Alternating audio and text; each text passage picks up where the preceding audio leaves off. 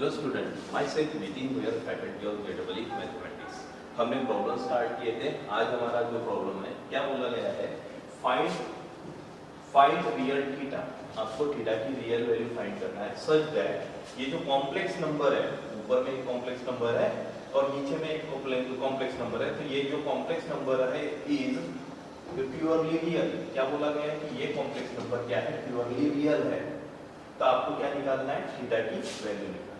ठीक है, देखो आपके पास कौन सा कॉम्प्लेक्स नंबर गिवन है, आपके पास कॉम्प्लेक्स नंबर ये गिवन है 3 + 2i sin theta upon 1 - 2i sin theta.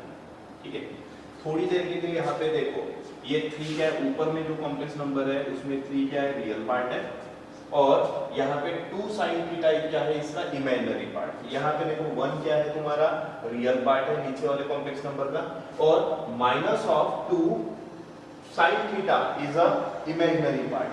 ठीक है, ये इमेजिनरी पार्ट है, यानी देखा जाए तो ये क्या है तुम्हारा division of two complex number, division of complex number. अच्छा, डिवीजन ऑफ कॉम्प्लेक्स नंबर में मैं क्या करता हूँ, डिनोमिनेटर में जो कॉम्प्लेक्स नंबर होता है उसके कॉन्जुगेट से मल्टीप्लाई करता हूँ, डिवाइड करता हूँ। तो देखो डिनोमिनेटर में ये वाला कॉम्प्लेक्स नंबर है जो ये वाले फॉर्म में है, तो इसका कॉम्प्लेक्स कॉन्जुगेट क्या बनेगा, सिंपल, ये वाला साइड माइनस है तो क्या कर देना है प्लस, यानी 1 + 2 sin थीटा से मैंने क्या कर दिया, मल्टीप्लाई कर दिया। 1 + 2i sin थीटा, इससे मैंने क्या कर दिया, डिवाइड कर दिया। अब उसके बाद ये वाला कॉम्प्लेक्स नंबर इस कॉम्प्लेक्स नंबर के साथ मल्टीप्लाइड होगा, ये वाला कॉम्प्लेक्स नंबर इस कॉम्प्लेक्स नंबर से मल्टीप्लाइड हो जाएगा, तो ये बन जाएगा ऊपर में क्या बनेगा 3 + 2। देखो मैं एक काम कर लेता हूँ, i को ये कर देता हूँ 2 sin थीटा i कर देता हूँ, sin थीटा इनटू में i। ठीक है, और सिमिलरली यहाँ पे 1 + 2 sin थीटा i, मैंने i को बीच में ना लिखते हुए इधर लिख दिया, कोई दिक्कत। और नीचे देखो, नीचे क्या बन गया, यहाँ पे देखो आपके पास हमने ये वाली प्रॉपर्टी पढ़ी थी, अगर a + ib into a - ib है तो it is equal to real part square plus imaginary part square. ठीक है, सेम प्रॉपर्टी यहाँ पे अप्लाई हो जाएगी ये वाले केस में। तो यहाँ पे अगर अप्लाई होता है तो रियल का स्क्वायर यानी 1 का स्क्वायर प्लस इमेजिनरी का स्क्वायर, इमेजिनरी का स्क्वायर क्या है 2 sin थीटा, यानी 2 sin थीटा का स्क्वायर। ठीक है, that is nothing but your 2 का स्क्वायर कितना 4, और यहाँ पे क्या बन जाएगा sin स्क्वायर थीटा बन जाएगा, क्या बन जाएगा sin स्क्वायर थीटा बन जाएगा। ठीक है, ऊपर में मल्टीप्लिकेशन करते हैं 3 दोनों के साथ मल्टीप्लाइड होगा, तो यहाँ पे क्या बनेगा 3 + 6 sin theta i, 3 + 6 sin theta i बन गया। ठीक है, और उसके बाद ये 2 sin थीटा i दोनों के साथ मल्टीप्लाइड होगा तो प्लस 2 sin थीटा i। ठीक है, इधर मल्टीप्लाइड होगा तो प्लस, देखो 2 × 2 क्या बना 4 बना, sin theta × sin theta sin square theta. ठीक है, और उसके बाद i square, i × i square की वैल्यू क्या होती है -1, तो ये -1 रहेगा तो इधर क्या बन जाएगा, ये माइनस बन जाएगा। नीचे में क्या है 1 + 4 sin स्क्वायर थीटा। ठीक है, उसके बाद आप क्या कर सकते हो, यहाँ पे देख सकते हो, यहाँ पे देखो 6 sin theta i + 2 sin theta i, it means 8 sin theta i, यानी आपके पास क्या मिल रहा है 3 + 8 sin theta i -4 sin square theta. ठीक है, अपॉन में क्या था 1 + 4 sin स्क्वायर थीटा। ठीक है, अब क्या कर लेता हूं मैं यहाँ पे मैं क्या कर लेता हूँ कि जो रियल है उसको कलेक्ट कर लेता हूँ और इमेजिनरी को बाजू में कर देता हूँ, यानी रियल को रियल के साथ, इमेजिनरी को इमेजिनरी के साथ करता हूँ। तो देख सकते हो ये 3 के साथ कौन आ जाएगा, ये वाला आ जाएगा, है ना, और ये 8 sin थीटा अलग हो जाएगा, तो ये ऐसे दिखेगा 3 - 4 sin स्क्वायर थीटा। ठीक है, और प्लस में क्या रहेगा 8 sin थीटा i। ठीक है, ये हो गया। अब न्यूमरेटर सेपरेट कर दो, न्यूमरेटर सेपरेट करोगे तो यही डिनोमिनेटर रियल टर्म को, रियल पार्ट को जाएगा, यही डिनोमिनेटर इधर जाएगा, तो ये क्या बनेगा 3 minus 4 sine square theta upon 1 plus 4 sine square theta, ठीक है, प्लस में 8 साइन थीटा आई अपॉन इधर 1 प्लस 4 साइन स्क्वायर थीटा, ठीक है। उसके बाद क्या बोला गया है कि आपका जो कॉम्प्लेक्स नंबर है, ये आई को मैं इधर कर देता हूं, आपका जो कॉम्प्लेक्स नंबर है प्योरली रियल है। अगर कॉम्प्लेक्स नंबर प्योरली रियल होता है तो दैट टाइम उसका इमेजिनरी पार्ट क्या होता है, इक्वल टू 0। इमेजिनरी पार्ट कौन सा है, ये वाला क्या है, उसका इमेजिनरी पार्ट, यानी ये किसके बराबर रहेगा, 0 के बराबर, क्योंकि मेरा कॉम्प्लेक्स नंबर प्योरली रियल है।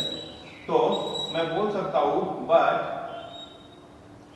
Complex number is purely real, purely real, real यानी अगर प्योरली रियल है तो इसका जो इमेजिनरी पार्ट है, therefore 8 sin theta upon 1 plus 4 sin square theta equal to क्या रहेगा, 0 रहेगा। अच्छा, इक्वल टू 0 रहेगा तो ये 1 प्लस 4 sin स्क्वायर थीटा 0 के साथ मल्टीप्लाइड होकर खत्म हो जाएगा, यानी यहाँ पे बचेगा 8 sin थीटा इक्वल टू 0।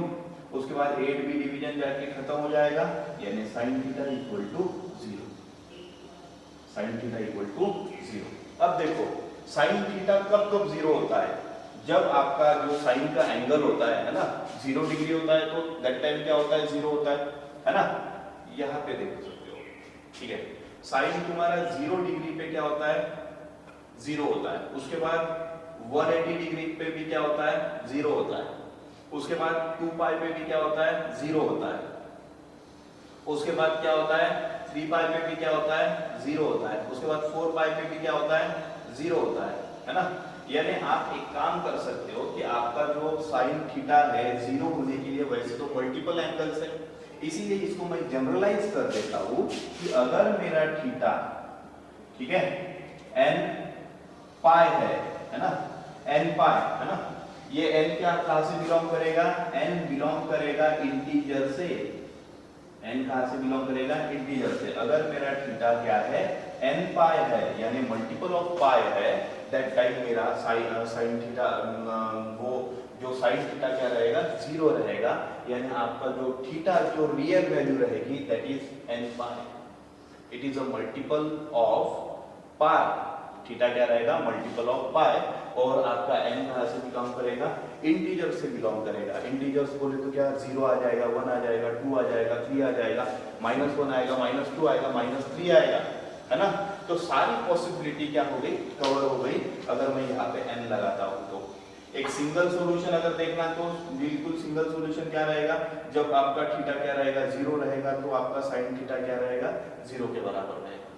लेकिन ऐसे नहीं है, वेरियस एंगल हो सकते हैं, आपके ट्रिग्नोमेट्री में वेरियस एंगल हो सकते हैं जहाँ पे आपका साइन थीटा क्या रहेगा, 0 रहेगा। इसका मतलब थीटा की वैल्यू क्या रहेगी, 0 रहेगी, तब भी साइन थीटा 0 रहेगा। थीटा की वैल्यू क्या रहेगी, पाई रहेगी, तब भी साइन थीटा 0 रहेगा।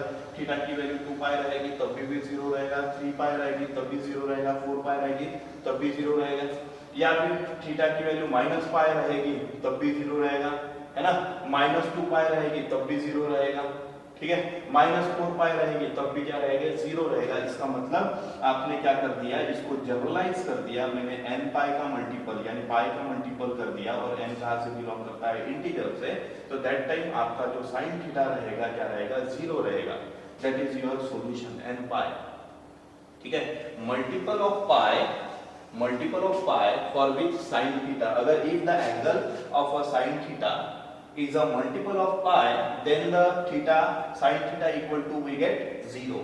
That is your answer. और सेम क्वेश्चन आपके करंट जेडब्ल्यू में भी पूछा था, ये सेम टॉपिक पे क्वेश्चन था, ये एनसीईआरटी का क्वेश्चन है, लेकिन सेम ऐसा ही टॉपिक का क्वेश्चन, ऐसा ही क्वेश्चन कहाँ पे पूछा गया, तुम्हारे जेडब्ल्यू में भी पूछा गया था। उसके बाद नेक्स्ट क्वेश्चन है,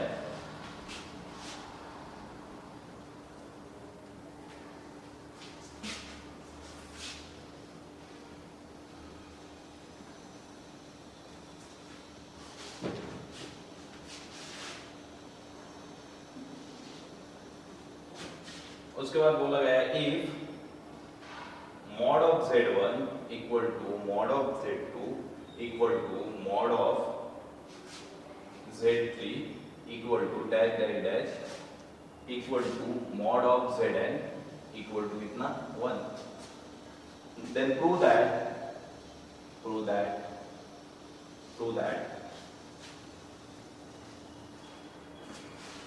mod of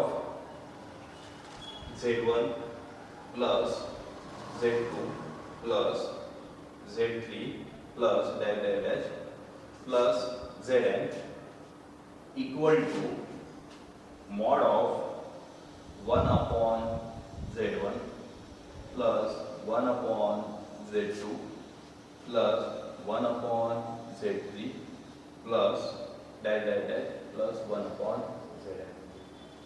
ठीक है,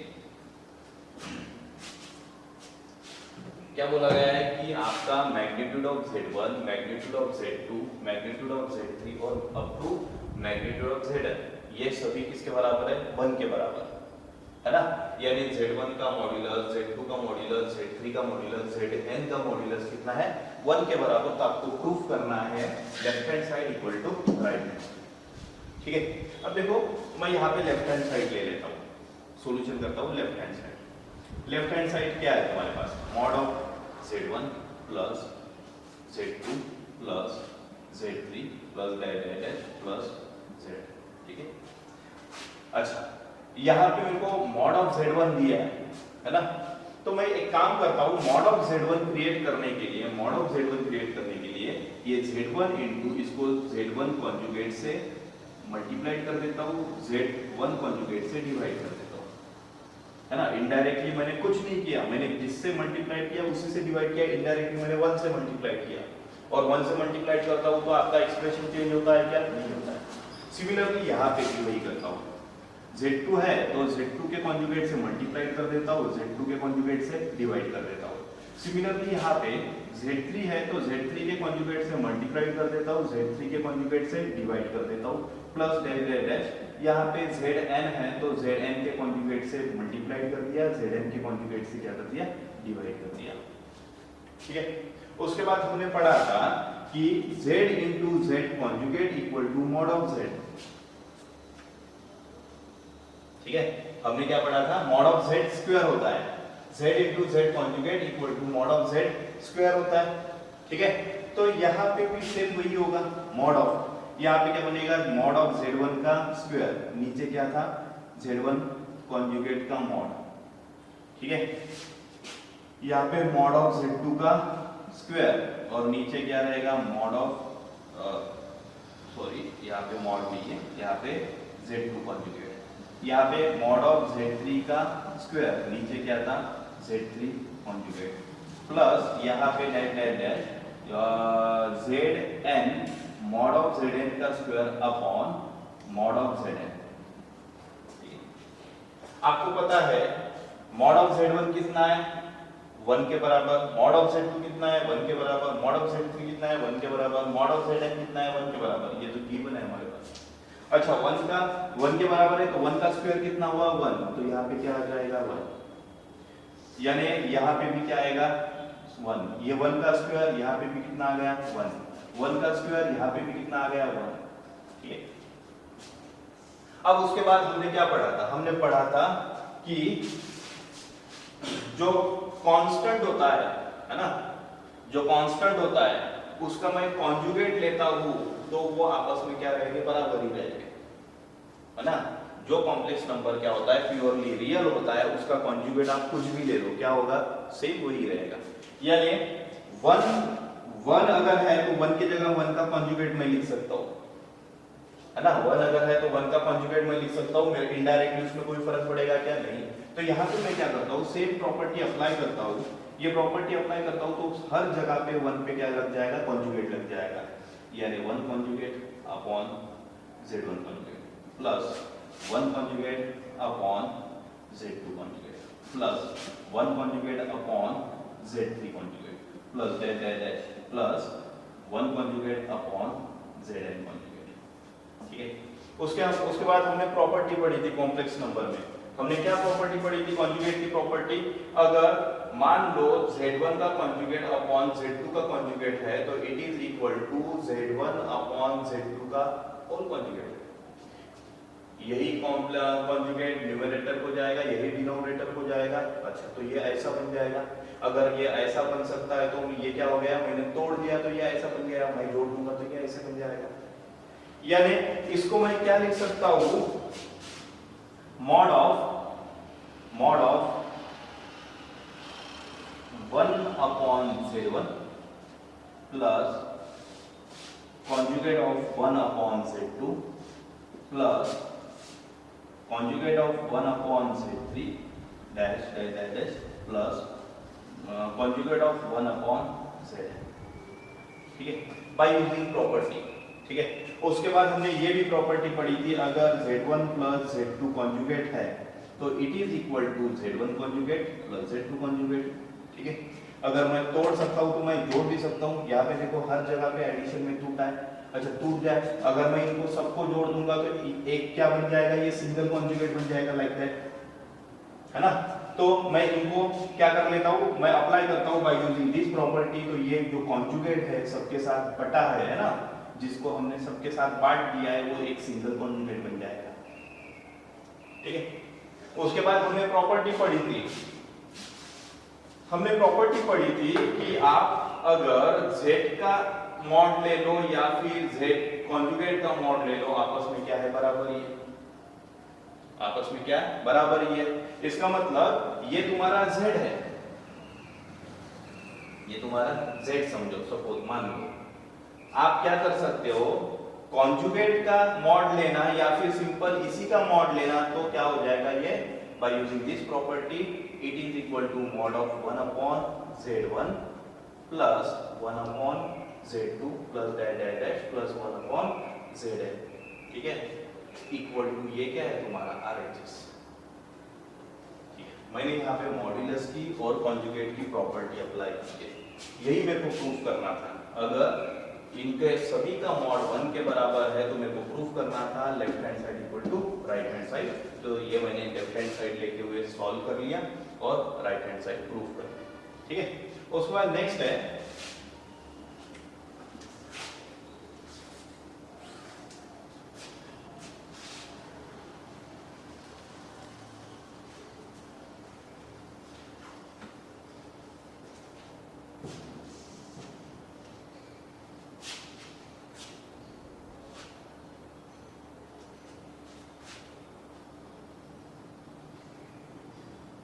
find non-zero integral solution, non-zero integral solution of mod of 1 minus I whole power x equal to 2 power x, 2 power x। आपको क्या निकालना है, find the non zero integral solution of, ठीक है, solution of x, ठीक है, if